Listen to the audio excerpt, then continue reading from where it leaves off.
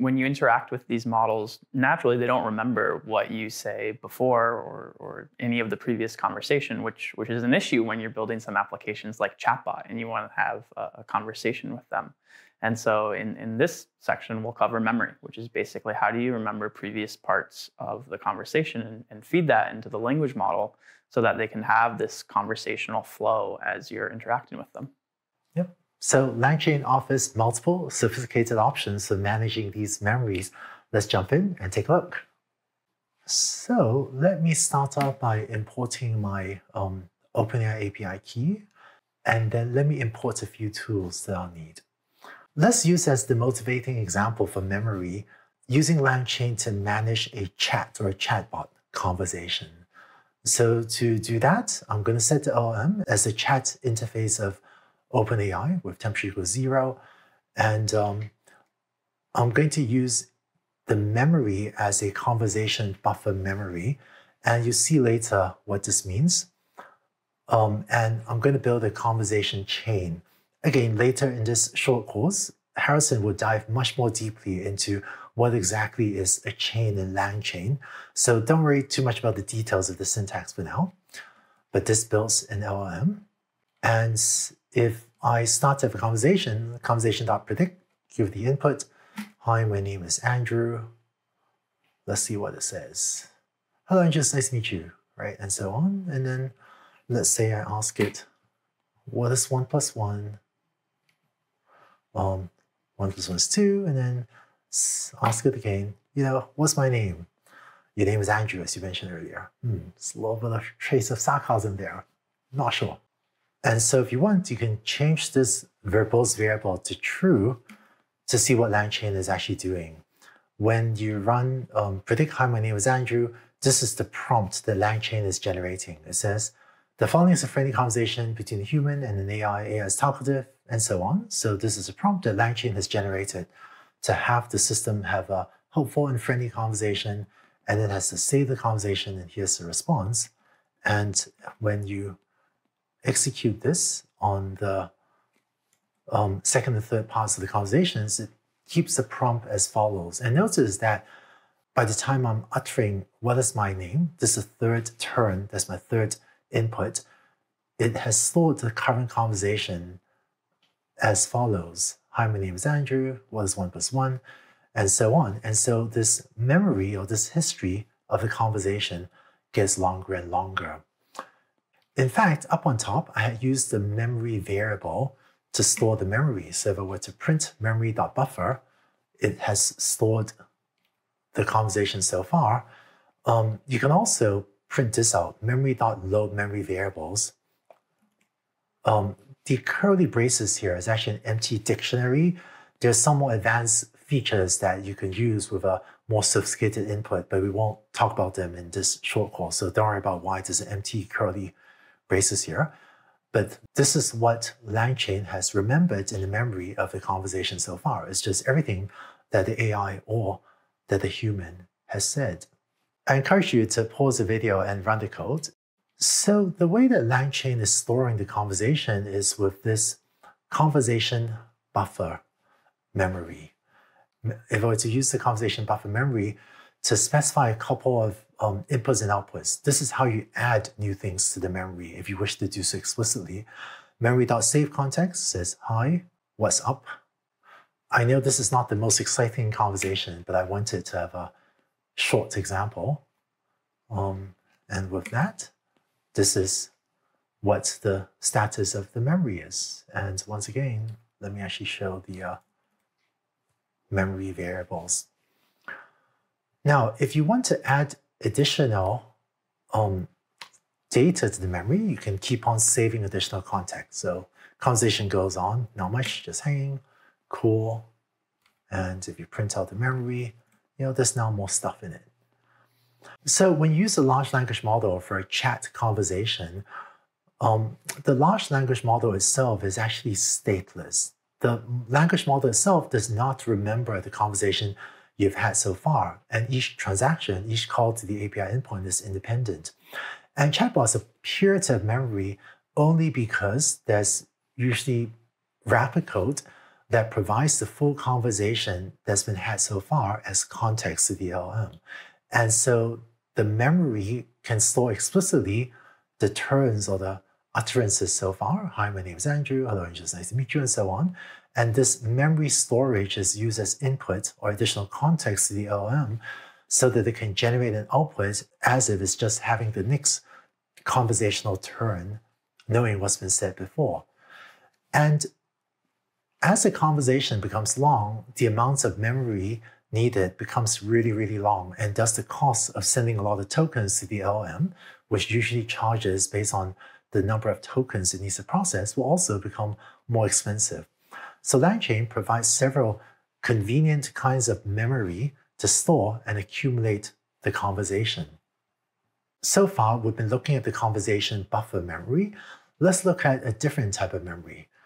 I'm going to import the conversation buffer window memory that only keeps a window of memory. And if I set memory to conversational buffer window memory with k equals 1, the variable k equals 1 specifies that I want it to remember just one conversational exchange. That is one utterance from me and one utterance from the chatbot. So now if I were to have it save context, hi, what's up? Not much, just hanging. If I were to look at memory.load variables, it only remembers the most recent utterance. Notice it's dropped. Hi, what's up? It's just saying, human says not much, just hanging, and the AI says cool. So that's because k was equal to 1.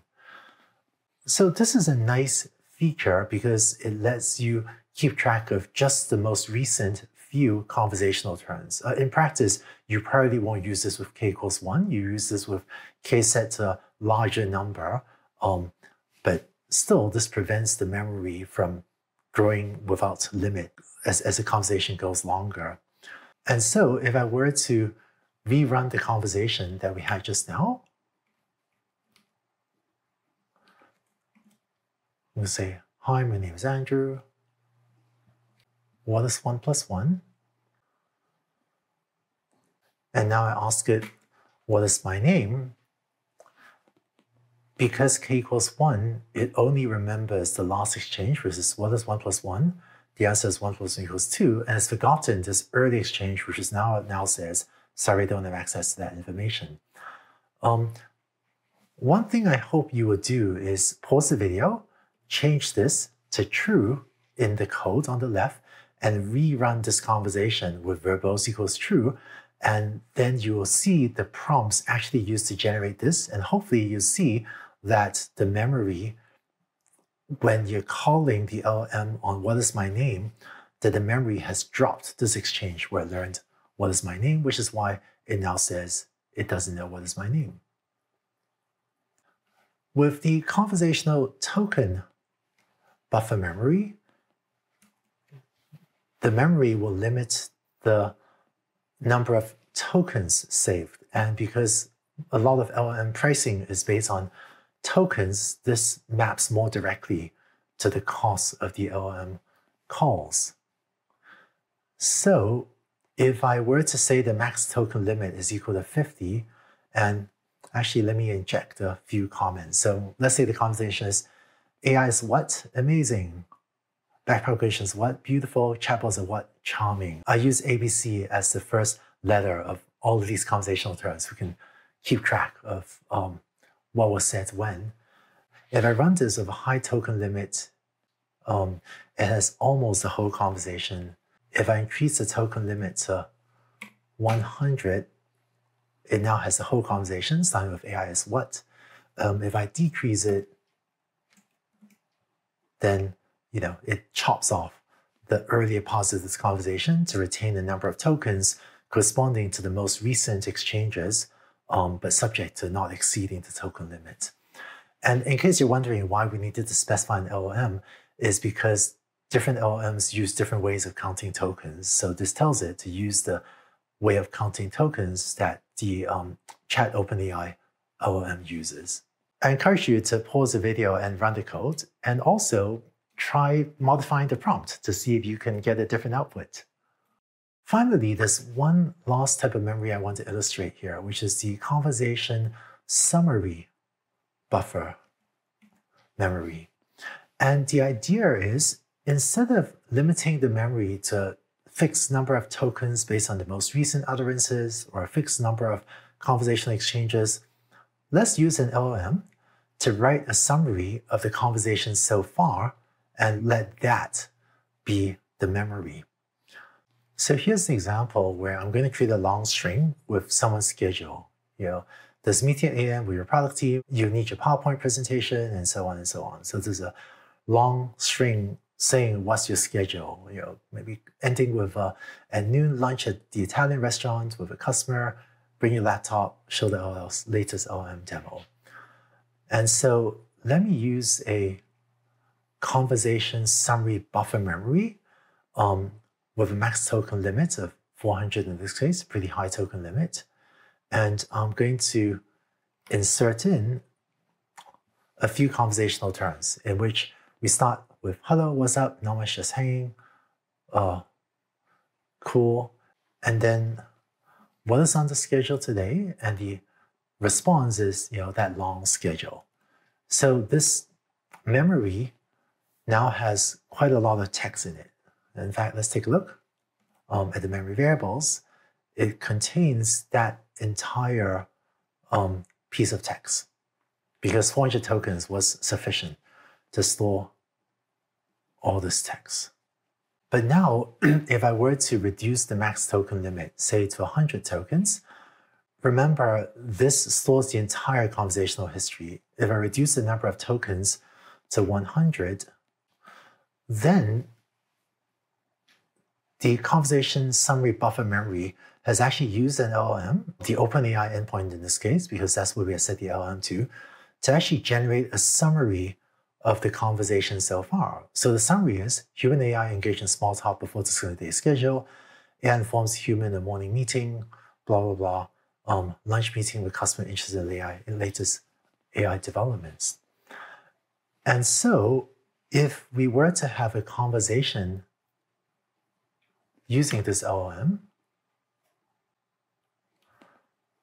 let me create a conversation chain, same as before.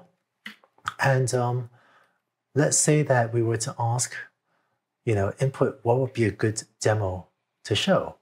I set verbose equals true, so here's the prompt. The LLM thinks the current conversation has had this discussion so far, because that's the summary of the conversation. And just one note, if you're familiar with the OpenAI chat API endpoint, there is a specific system message. In this example, this is not using the official OpenAI system message, it's just including it as part of the prompt here, but it nonetheless works pretty well. And given this prompt, the outputs based on customer interest in AI developments or suggest showcasing our latest NLP capabilities. Okay, that's cool. Well, it's, making some suggestions to the cool demos and makes you think, if I was meeting a customer, I would say, boy, if only there were open source framework available to help me build cool NLP applications using LLMs. Well, good things is LangChain. And the interesting thing is, if you now look at what has happened to the memory, so notice that here it has incorporated the most recent AI system output, whereas my utterance asking it what would be a good demo to show has been incorporated into the system message, the overall summary of the conversation so far. With the conversation summary buffer memory, what it tries to do is keep the explicit storage of the messages up to the number of tokens we have specified as a limit. So, this part, the explicit storage, we try to cap at 100 tokens because that's what we'd asked for. And then anything beyond that, it will use the LLM to generate a summary, which is what is seen up here. And even though I've illustrated these different memories using a chat as a running example, these memories are useful for other applications too, where you might keep on getting new snippets of text or keep on getting new information, such as if your system repeatedly goes online to search for facts, but you want to keep the total memory used to store this growing list of facts as capped and not growing arbitrarily long. I encourage you to pause the video and run the code. In this video, you saw a few types of memory, including buffer memories that limits based on number of conversation exchanges or tokens, or a memory that can summarize tokens above a certain limit. LangChain actually supports additional memory types as well. One of the most powerful is vector data memory. If you're familiar with word embeddings and text embeddings, the vector database actually stores such embeddings. If you don't know what that means, don't worry about it. Harrison will explain it later.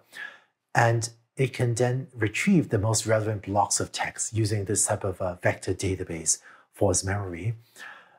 And LangChain also supports entity memories, which is applicable when you wanted to remember details about specific people or specific other entities, such as if you talk about a specific friend, you can have LangChain remember facts about that friend, which would be an entity in an explicit way. When you're implementing applications using LangChain, you can also use multiple types of memories, such as using one of the types of conversation memory that you saw in this video, plus additionally, entity memory to recall individuals. So this way it can remember maybe a summary of the conversation, plus an explicit way of storing important facts about important people in the conversation. And of course, in addition to using these memory types, it's also not uncommon for developers to store the entire conversation in a conventional database, some sort of key value store or SQL database. So you could refer back to the whole conversation for auditing or for improving the system further. And so that's memory types. I hope you find this useful building your own applications. And now let's go on to the next video to learn about the key building block of LangChain, namely the chain.